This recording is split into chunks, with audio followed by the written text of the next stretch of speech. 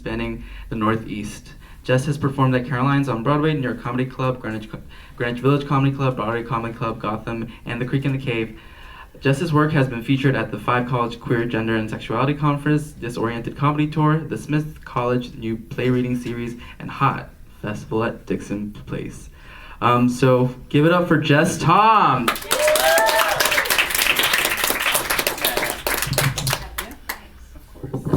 Hi guys, that's what I get everybody to rattle off for me because I was like a 3.4 college student.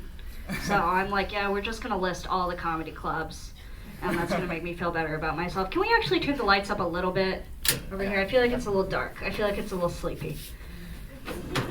And I'm trying to not get my sleep on. There we go. I like that a lot better. I can see everybody's faces. Guys, hi. My name is Jess Tom, trigger warning, stand-up comedy. So get ready, it's about to get weird.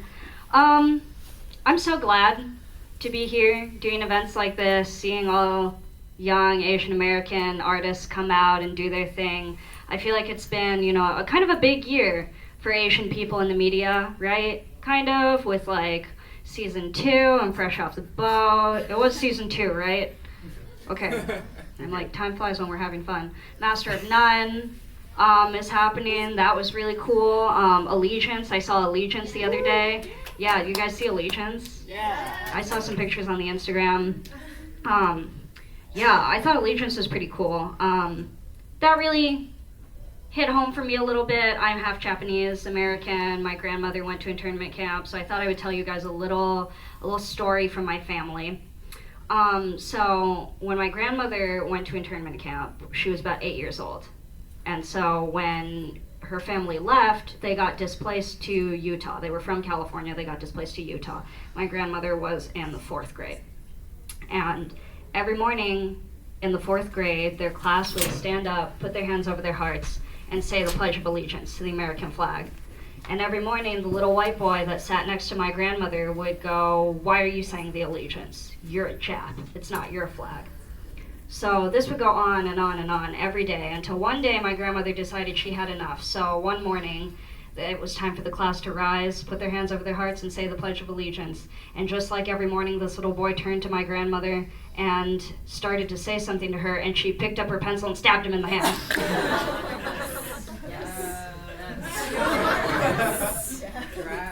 And he never bothered her again. So yeah, try it sometime. Keep that in mind in the future. Guys, I'm from San Francisco. And growing up in San Francisco, I don't know if this is a kid-friendly set, but that's okay. We're gonna power through it anyway. I wasn't talking about you guys. I meant the actual kids that are in here, but that's okay. So I'm from San Francisco. And growing up in San Francisco, is a whole... What are you doing out here? Well, welcome. It's me and him against all of you. No, I'm just kidding. Growing up in San Francisco is kind of a whole other animal. Like, I used to sell Girl Scout cookies on the corner in the Castro, that sort of thing, like in the West Village. And... when I came out here, New York is a much faster, meaner city than San Francisco. I kind of freaked out. I called my mom. I was like, "Mom, I don't know how I'm gonna make it in this big city." She was like, "Jess, calm down. You have survival skills. You were a Girl Scout." And I was like, "I don't know, Mom. The only thing I learned at the Girl Scouts is what a glory hole is." So it was weird. Yeah. Another interesting thing about growing up in San Francisco is, even though I went to public school for a long time, I got really, really good sex education because it was very liberal there. And in the 8th grade, my sex ed teacher was this big, buff, ex-military gay man. He used to go to class. I don't like to do this thing where we put the condom on the banana because I don't want any of the girls to be disappointed. I just walked the kids. That's okay. They'll be better for it. So my teacher would say this thing, I don't like to put the condom on the banana because I don't want any of the girls to be disappointed. And as a young person, I was like, oh, well, that makes sense. I would be disappointed too if I was expecting a banana. Instead, I got a penis. Like, worst trip to the grocery store ever. These genetically modified organisms are getting out of control. San Francisco, yeah. So when I moved out here, I got a job working at a vegan sushi restaurant. And depending on where I tell this story, people hear it kind of differently. Sometimes people are like, ooh, vegan sushi. That sounds really cool. That sounds really healthy. But I'm half Japanese, so to me it just tastes like betrayal. And naturally, I was the only Asian person working there. So the customers who would come in kind of frequently, they would start to get to know me. They would see me as the expert on the menu.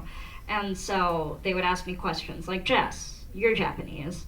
I see this roll has daikon in it. What is that? And I would go, well, in Japanese, it's pronounced daikon. It is a root, it's a radish, really common, awesome, you should get that one. And then I would go, well, Jess, you're Japanese, and this roll has burdock root. What's the Japanese word for burdock root? And I would go, well, in Japanese, it's called gobo.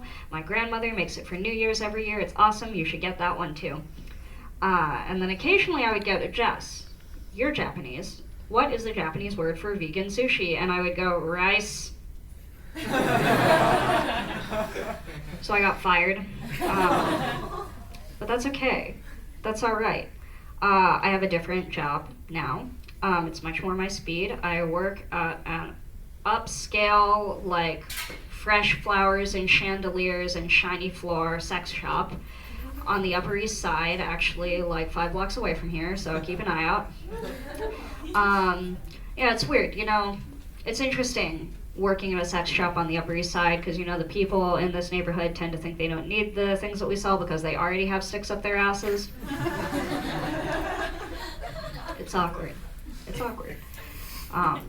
As you can imagine, we don't take returns. People of the Upper East Side have a hard time with that one, too. The other day I had a guy come back to the store with a toy that I had sold him. He plops it down on the counter. He's like, I need to return this. It doesn't work. And I was like, would you like me to see if something's wrong with it? He goes, no, it doesn't work for me. And I was like, oh, I see.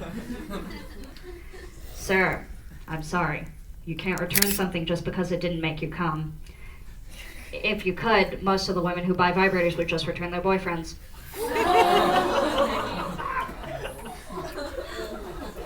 It's a hit or miss joke. All the straight guys in the room are suddenly like, I didn't get that one. I didn't get it. It's okay, you're in college. You have so many years to learn. Guys, I just want to make one thing clear to you before I go any further. I'm not a lesbian. I just hate men. That's why I look like this.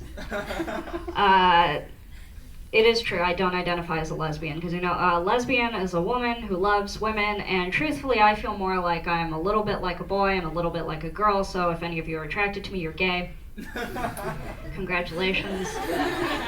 See, when that joke doesn't hit, I don't know if it's you guys going, no, I'm not, or, yeah, I know. Can't tell. Are you guys not gay at all, or are you hella gay? So since I've come to New York, I've been having this experience that I've never had before in my life, which is that men have been hitting on me, and like not just drunk. He's in the back like, I don't believe it. I don't. Aww. Oh my God, I feel so flattered. That's what I came here for, just for the flattery. And not just drunk gay men that think I'm a twink. That's okay, that's between me and Kevin. That's me and Kevin's joke. But like, heterosexual, straight, cis men who think I'm a hot Asian girl, that's the whole joke. I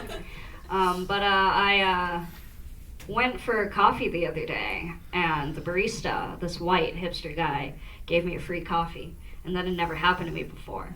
So I felt very powerful. I feel like hot Asian girls are the most powerful people in the United States of America because we're the only ones who can make white men do whatever we want. What else do I want to talk about tonight? You know, a lot of my friends come to me for dating advice, which is funny because I don't know anything about dating. But recently one of my friends who's straight came up to me and was like, Jess, I had to break up with Sean. He was playing me the entire time. I don't get him. I don't get men at all. But you date women. That must be so much harder. And I was like, no, I don't think it's harder. I think it's just different, Having a really hard time dating a man is like you're doing a puzzle and there's only 2 pieces. But for some reason they don't quite fit. Having a really hard time dating a woman is like you've got 100 pieces and you're pretty sure it's a puzzle. Pretty sure. It's okay. We'll think about it. We'll think about that for a little while. God, it's a weird year for diversity in the media. I realized this year that it's 2016 and the Republican presidential nominees are more diverse than the Oscar nominees. And I think that's really weird. It makes me uncomfortable. But that's okay. I have high hopes. Especially with things like Fresh Off the Boat, Mastered None, with Lucy Liu on, what is that show that she's on? Elementary, yeah. I was like, where the one where she would have been an English guy, but she's not because she's Lucy Liu. And so it's better, it's just better. But that gives me a lot of hope, I have very high ambitions for me in stand-up, I wanna be famous. I have real high goals. Guys, I wanna be so famous that they make a movie out of my life and they cast a white person to play me. All right, guys, that's it for me. I'm Jess Tom. Thanks for having me.